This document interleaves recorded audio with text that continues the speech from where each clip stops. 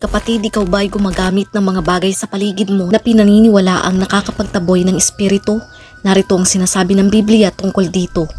Sa ating kultura, laganap ang paniniwala sa mga bagay na nakakapagpataboy umano ng masasamang espiritu, tulad ng mga pangontra, asin, bawang, insenso, holy water, halamang gamot, at kung ano-ano pa.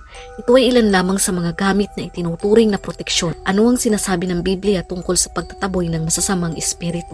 Kapatid, mahalagang tandaan na ang Biblia ay nagtuturo ng ating tunay na kaligtasan na matatagpuan lamang sa Panginoong Hesukristo.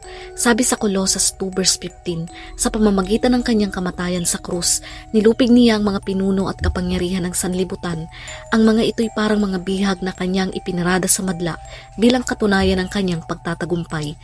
Sinasabi na nilupig na ni Kristo ang mga kapangyarihan at otoridad ng kadiliman sa pamamagitan ng kanyang kamatayan sa krus.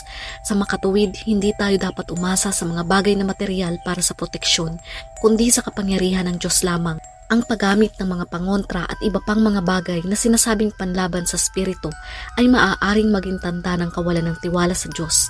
Sa halip na magtiwala sa Diyos, tayo'y umaasa sa mga bagay na walang kapangyarihan. Ito rin ay maaaring maging isang anyo ng idolatry na mariing tinututulan ng Biblia. Sabi sa Epeso, ipinapaalala sa atin na ang ating pakikipaglaban ay hindi laban sa laman at dugo, kundi laban sa mga spiritual na kapangyarihan sa kaitaasan. Ang ating sandata ay hindi ang mga bagay na material, kundi ang mga kasuotang pandigma na mula sa Diyos. Ito ay ang katotohanan, katuwiran, kapayapaan, pananampalataya at ang salita ng Diyos para makatagal tayo sa pakikipaglaban pagdating ng araw na sumalakay ang masama. Kapatid, dapat mong malaman na kung ikaw ay tunay na mananampalataya ng Panginoong Hesukristo, hindi mo kailangang umasa sa mga bagay sa paligid mo para magtaboy ng masasamang espiritu dahil binigyan tayo ng kapangyarihan na makapagtaboy nito. Ito ay sa pamamagitan ng panalangin at pagtataboy ng espiritu sa pangalan lamang ng ating Panginoong Hesukristo. Pero kapag ikaw ay hindi tunay na tumanggap sa Panginoong Hesukristo, kahit gumamit ka ng pangalan nito sa pagpapalayas ng masasamang espiritu, hindi ito magiging epektibo. Ibig sabihin, hindi ka tunay na anak ng Panginoon dahil ang tanging anak lamang ng Diyos ang may karapatan na makapagpalayas nito. Sabi po sa Mateo 18 verse 18, tandaan ninyo anumang ipagbawal ninyo dito sa lupa ay ipagbabawal sa langit, at ang ipahintulot ninyo dito sa lupa ay ipahihintulot din sa langit. Kapatid, ayaw na ayaw ng demonyo na ikaw ay manalangin at ayaw niyang malaman mo ang katotohanan ito dahil ito ay epektibo. Ang pribilehiyo o kapangyarihan na meron sa lahat ng mananampalataya ng Panginoong Hesukristo ay tinatawag na otoridad ng mga mananampalataya. Ito ay isang espiritual na kapangyarihan na ibinibigay ng Diyos sa mga naniniwala sa Panginoong Hesus bilang resulta ng kanilang pagkakaisa kay Kristo at ng presensya ng banal na espiritu sa kanilang buhay.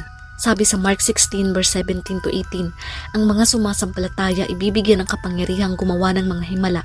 Sa pangalan ko'y magpapalaya sila ng mga demonyo at magsasalita ng iba't ibang wika. Hindi sila mapapahama kahit dumampot sila ng ahas o makainom ng lason, at gagaling ang mga may sakit na papatungan nila ng kamay.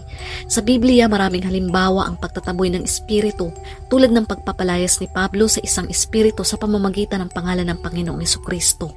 Gawa 16 verse 18, marami ng araw na ginagawa niya iyon kaya't nainis na si Pablo.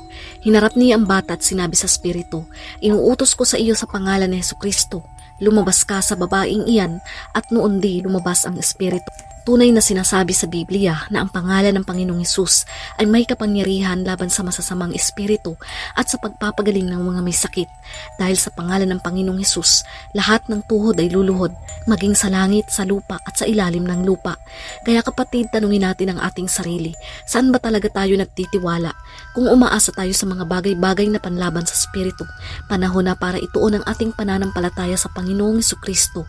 Siya ang ating tunay na kaligtasan, ang ating tunay na proteksyon at pag-asa. Sa Kanya tayo magtiwala ng buong puso.